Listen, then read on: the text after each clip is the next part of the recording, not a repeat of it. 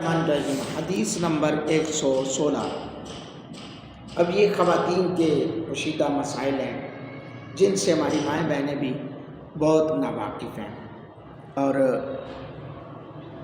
جو میں انشاءاللہ کوشش کروں گا ایک لمٹ میں رہ کر مسائل کو بیان کروں۔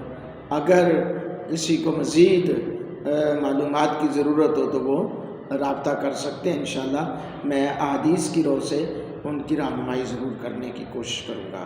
آئیے سیدہ ام عائشہ صدیقہ رضی اللہ تعالی عنہا بیان کرتی ہیں، فاطمہ بنت حبیش رضی اللہ تعالیٰ عنہ نبی اکرم صلی اللہ علیہ وسلم کی خدمت میں حاضر ہوئی اور آ کر عرض کرنے لگی، یا رسول اللہ صلی اللہ علیہ وسلم، میں ایسی عورت ہوں جس سے استحاضہ ہو جاتی ہے اور میں پاک نہیں ہوتی، کیا میں نماز پڑھنا چھوڑ دوں؟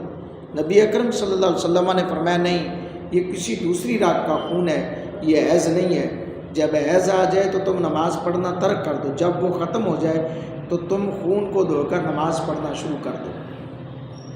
اللہ، یہ حدیث صحیح ہے اور اہل علم اس حوالے سے قائل ہیں۔ اور میں آپ کو بتاتا جاؤں، حیض جو پیریڈز ہیں، یعنی کہ ماہواری بھی جسے کہتے ہیں، جس کی اقل مدت کے حوالے سے ائمہ کرام کا اختلاف بھی ہے۔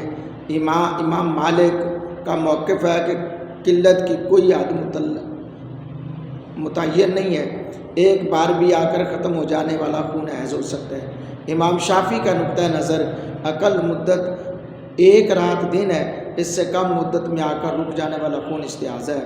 علاوہ اس کے امام اعظم ابو حنیفہ رحمۃ اللہ تعالی علیہ اور امام احمد بن حنبل، ان کے مطابق کم از کم مدت ہے 3 دن، زیادہ سے زیادہ 10 دن ہے۔ جی، کثرت مدت حیض کتنی ہے، سلسلے میں بھی ائمہ کرام کی مختلف رائے ہے کہ زیادہ سے زیادہ کتنی مدت ہے۔ تو امام مالک کے نزدیک 17 دن ہے، امام شافعی، امام احمد بن حنبل رحمۃ اللہ علیہ کا نقطہ نظر ہے کثرت مدت حیض 15 رات ہے۔ حضرت امام اعظم رحمۃ اللہ تعالی علیہ کے نزدیک 10 دن ہے اور 10 دن رات ہے۔ اس مدت سے زائد آنے والا خون جو ہے وہ استحاضہ ہے۔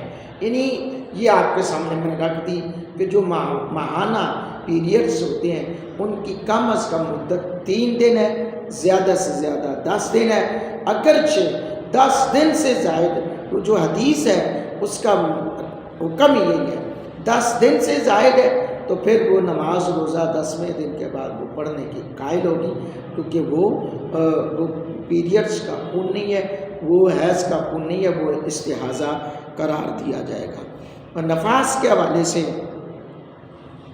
نفاس سے مراد وہ خون ہے جو عورت کے مقام مخصوصہ سے بچے کی ولادت کے بعد برآمد ہوتا ہے۔ اس کی اقل مدت کے بارے میں، یعنی تھوڑی مدت کے بارے میں ائمہ کا متفقہ فیصلہ ہے، وہ متعین نہیں ہے۔ کم از کم مدت اس کی، ویسے تو میں نے جو پڑھا ہے وہ ہے 15 دن، زیادہ سے زیادہ 40 دن ہے۔ جی، جو میں نے نور الرضا کے اندر یہ پڑھا ہے کہ زیادہ سے زیادہ 15 دن ہے، کم از کم 40، زیادہ سے زیادہ 40 دن ہے اور کم از کم 15 دن مدت ہے۔ جی ہاں، سوری، میں جو بات پہلے کر رہا تھا، زیادہ سے زیادہ 40 دن، کم از کم 15 دن ہے۔ اللہ اکبر۔ حضرات گرامی قدر، نبی رحمت صلی اللہ علیہ وسلم کے غلاموں، ہمیں چاہیے کہ ہمیں ان چیزوں سے استفادہ حاصل کرنا چاہیے۔ دیگر بہت ساری ایسی باتیں ہیں جو کہ بہت سارے مسائل ہیں اسی حوالے سے۔ حالت روزہ میں اگر خاتون کو خون جاری ہوتا ہے تو اس کا روزہ چونکہ ٹوٹ جاتا ہے۔ جی ہاں، روزہ ٹوٹ جاتا ہے۔ اللہ رب العالمین ہم سب کو نبی پاک صلی اللہ علیہ وسلم کی عظمت کا صدقہ نیک اعمال کی توفیق عطا فرمائے، آمین۔